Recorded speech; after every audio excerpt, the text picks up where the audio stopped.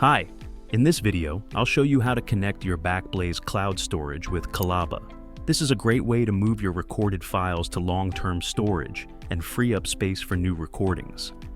I'm going to create a new bucket for this demo, but you can also use an existing one if you have one set up. I'll keep the files private.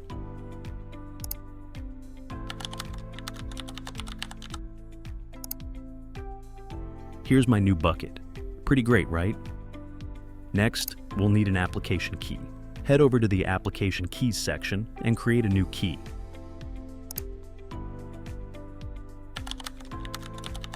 I'll restrict access so it only works with this bucket.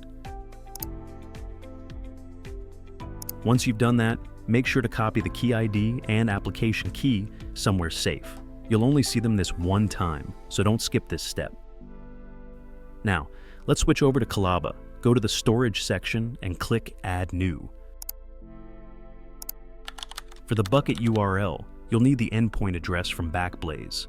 Add https:// at the beginning, and then add a slash followed by your bucket name. It should look something like this. Next, paste in your key ID and application key. Awesome, we're almost done. If you want an extra layer of security, you can set up a separate metadata database in the advanced settings. This step is optional, but it's a great feature if you need it. Hit Save, and that's it. Your Backblaze bucket is now connected to Callaba. Now you can navigate to File Manager and copy a file to the bucket.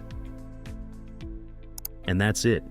Thank you for watching. You can try Callaba on AWS or install a self-hosted version.